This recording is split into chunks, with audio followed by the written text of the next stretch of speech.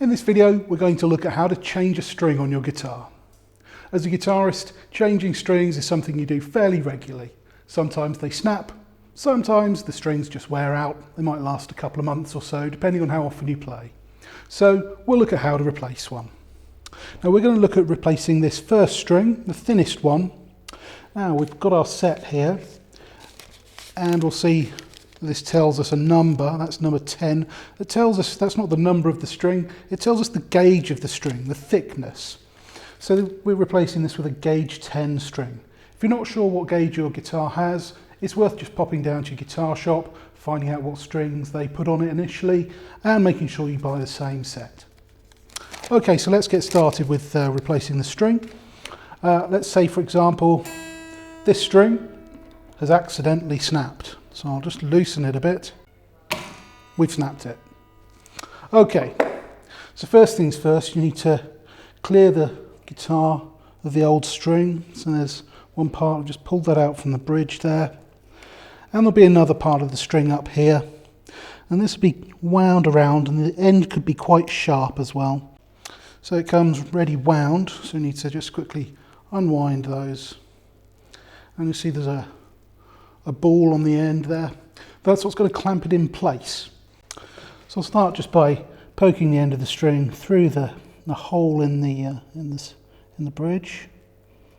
There we go. Pull it through.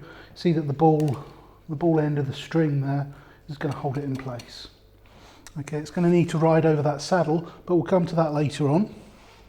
So the next part is to thread the string through the machine head. Now it's best to have the hole pointing this way towards the body, just so that you can thread the string through without any resistance to begin with. So that's through. Now it's best to have a little bit of slack on this side, so just so you've got some winding to do. If you pull it right through, like so, when you come to wind it up, you won't be able to wind it very far, and it could even pull itself back through under the tension. So we need to make sure we've got just a little bit of slack, and that should be enough. I'll show you, it's about so much. Now with the thin strings, it can help to pull the end round and go through the hole once again. So before we pull it too tight, because we'll just check this end, make sure we've got tension, got plenty of room there. Now when you pull it, that's it, because you're going to have bent the string. After that, you could actually break it. There we go, and we're done. Now that's basically on. It's tight enough for you to be able to work with now, and it means you can do it up yourself now without it jumping out. So here's the string winder. It's a useful device to have, and we're just going to wind around. That's actually going in the wrong direction. Notice that on this guitar, for correct setup, all the strings are on the inside of the pole pieces there. So make sure that you wind it in the right direction, and use your right hand just to maintain the tension. I'm a bit of a perfectionist. I quite like the string to go underneath the previous wind that we've done there. So I might just do it with my hand to start with.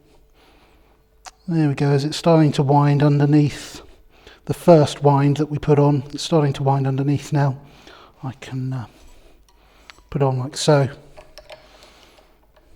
and quickly wind with the string winder. String winder is a very useful device. This is actually quite hard work if you do it by hand. By the time you've done 6 strings, you can get quite tired hands, quite tired wrists. So it's a useful tool to have. And there we go, it's done most of the work in a very quick time. Now, quick look over here.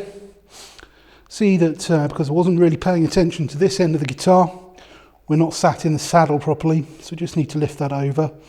If it's too tight, just undo the machine head a little bit again. That wasn't too tight, so it was nice and easy. Now we can simply tune up. So there's just a couple of small checks to do.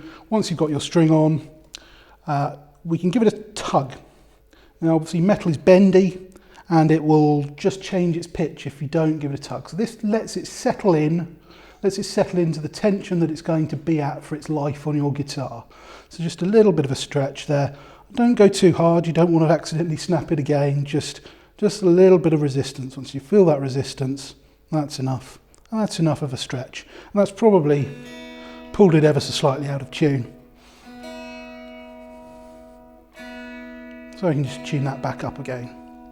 And last of all, we've got this potentially sharp bit of metal that we need to cut off, just to make sure that we're not stabbing people as we walk past them with our guitars.